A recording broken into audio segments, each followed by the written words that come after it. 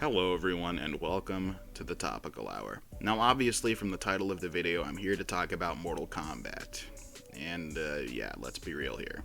This series kinda sucks now. Before we dive into the Mortal Kombat franchise, I just want to remind you to like the video and subscribe to the channel if you enjoy. Also, the Topical Hour now has a home on Twitter, and it's brand new, so if you want to hear my thoughts that are too short for videos but too strong to be kept in my head, then give that a follow using the top link in the description. Thank you. If you think I'm biased against this series, I'm not. I really like the Mortal Kombat games and fully intend to buy whatever ones come out in the future. That said, these games, in terms of quality and fun, kinda suck now. I won't talk too much about the older games because they're all pretty solid, and it's the new ones that I feel failed the most. So we'll start by taking a look at the original story and then going to the newer games later. If you don't know the story of this series, I don't blame you. It was originally about a tournament called Mortal Kombat, and while the entire idea of the tournament was a bit contrived and extra, there were no questions. It's bad if Shao Kahn and his outworld goons win the tournament, and that's all you need to know. However, the last two games, being MKX and 11, don't even feature the namesake of the game. There's no tournament to speak of in either of those games, and it's more about good versus evil and all that. Not to mention that the entirety of MKX's story is garbage. This is one of the only times I'll tell you not to play a game, but a lot of the main characters in MKX don't even come back for the next game. This includes the gay character, the blind character, Ermac, that one robot, the big lizard, and that one giant with the little girl who's always on top of him.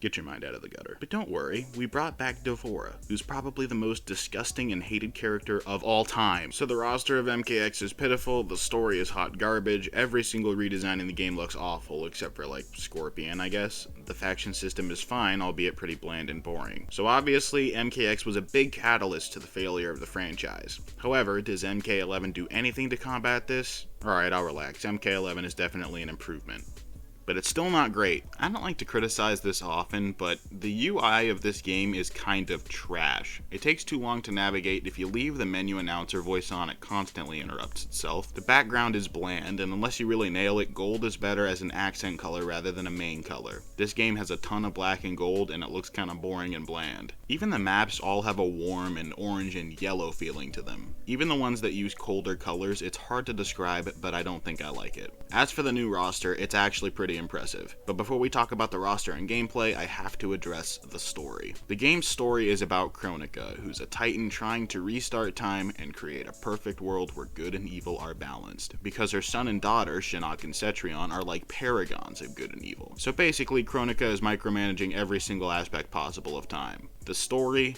is desperate. This is the second time we've had some kind of time-based story, and this time is definitely worse. You have to do so much stretching for this story to work, so instead of just going through it little by little, I'll just give you 10 questions that sum up why it doesn't work. 1. Why did Kronika bring people who could ever hope to stop her? 2. If she could easily capture Liu Kang, one of the most powerful individuals in the game, why not capture other power players? 3. Why does Cetrion explain how to defeat Kronika when she's already on Kronika's side at the beginning? 4. Why does Scorpion die?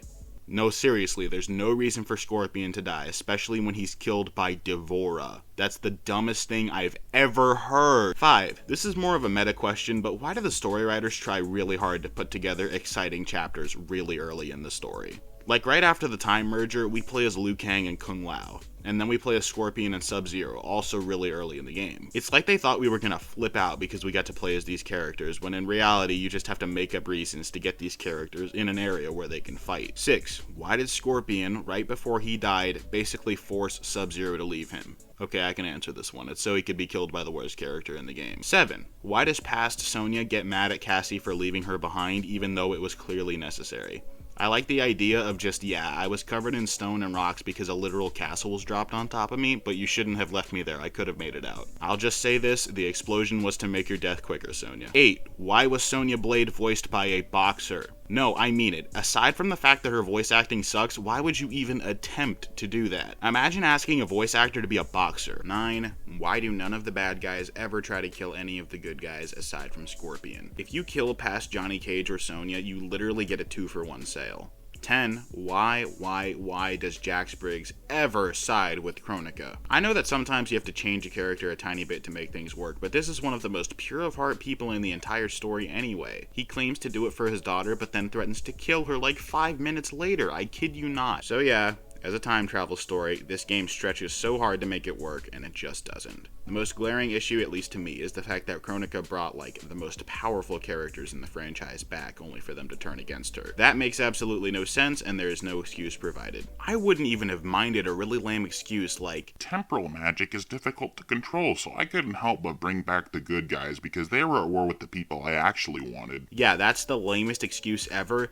but it's still more than we get in this game. As for the chapters, a lot of the characters that matter at the beginning don't at the end. Kung Lao is barely in the story. He brings some Shaolin fighters in at the end and has lines of dialogue, but he doesn't do anything other than that. If there was one character who got shafted, it was Baraka. He was barely in the story until the end, and then he's like the most important because we need the Tarkatans for some reason. Cassie is actually the only character from MKX that I didn't mind, seeing as she got a fantastic redesign and her new voice actor got better lines. But I couldn't tell you a single thing she did in the second half of the game. Scarlet doesn't do anything, Cetrion could have been cool but didn't get enough time to shine. But let's look at the characters who got a bit of screen time. D'Vorah, Geras, Frost. If there's one character in this game and probably MKX that got slept on too hard, it's Sub-Zero, my personal favorite character. He gets one chapter with Scorpion at the beginning of the game, and that's it. He literally does nothing for the rest of the game, other than have one of the best voices I've ever heard. I guess they thought that the MKX roster could have been improved, but I couldn't tell you why Scarlet, D'Vorah, Frost, or Geras are even in this game.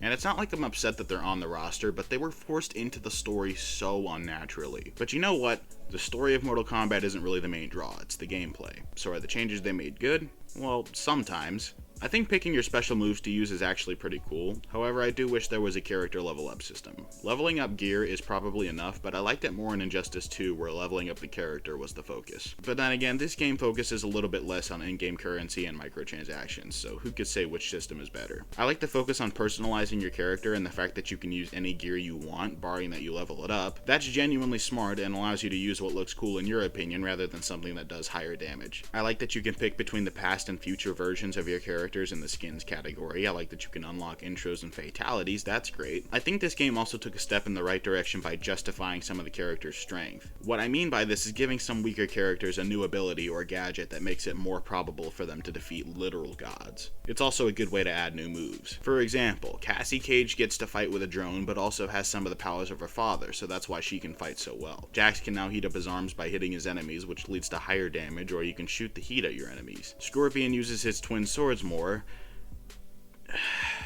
D'Vorah got like spider legs or something, I don't know. Raiden got a spear, even though he doesn't really need it. Little changes like these make the game worth buying, even though a lot of these characters have been in countless games by now. As for post-game content, like the Towers of Time and the Crypt, I think the Towers of Time are actually pretty cool. They can offer pretty challenging fights later in the game, and as a really cool feature, you can activate character towers and play as a character you actually want to grind. In Injustice 2, you just have to hope you either get gear you want from loot boxes, or you get a multiverse planet for one of your main characters. So I think the Towers of Time are a big improvement. As for the Crypt, I think it's a lot better than the one in MKX. I really like that Shang Tsung just narrates while you explore. I like the new features that take a while to unlock instead of just wandering around unlocking chests for hours on end. Although I wish it was a bit more laid out what tools you need and where you should explore for more permanently useful items, like Kenshi's headband and Ermac's amulet. I just think that a newer player would probably think that the Crypt is just this tiny courtyard where you can unlock chests for rewards. I also don't like the lore implications of the Crypt. Like, it seemingly takes place far into the future, and I don't like that it confirms the death of Ermac, but the Collector is still running around. And also, my favorite character from MKX, Kenshi Takahashi, is also confirmed dead. I don't really like it when stories do things like that. I do like just how expansive it is. You could go a while just exploring new areas, and I'm glad they give you a map in the pause menu, that's cool. This is one of the few fighting games that makes me want to play it past the story.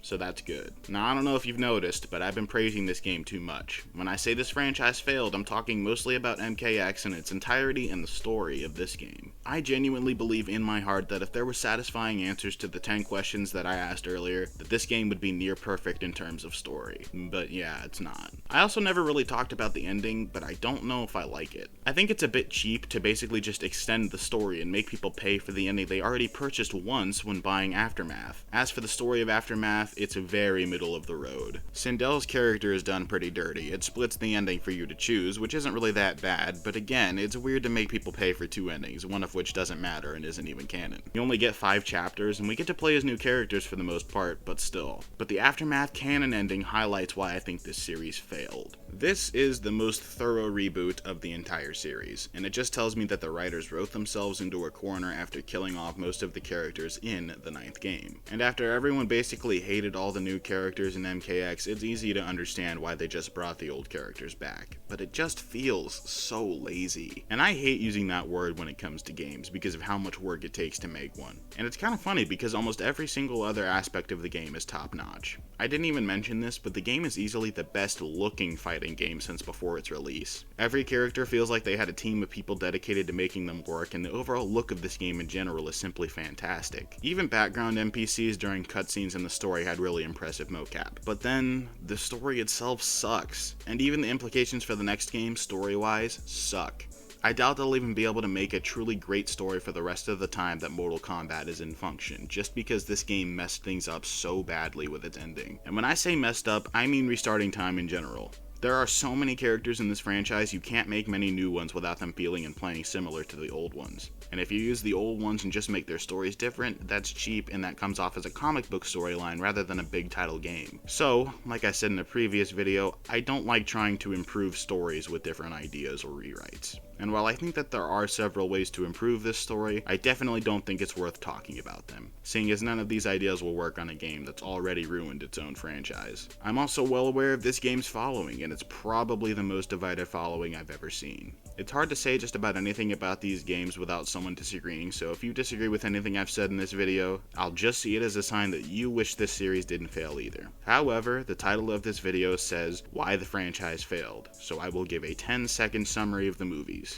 Here we go. The first is dumb fun, the second is hot garbage, and the one from 2020 is a lot of fun and goes back to the roots of the story while using new ideas to branch from the games a bit, but it's still not a great film. And yeah, that's the Mortal Kombat franchise and why it failed. The storyline is awful now, and rebooting it will most likely only make it worse. If you enjoyed the video, make sure to leave a like and subscribe to the channel. And like I said before, the Topical Hour Twitter is the first link in the description, so use that too. And if you didn't like the video, it doesn't mean you're not allowed to subscribe. Or not, that's fine. Play nice, people.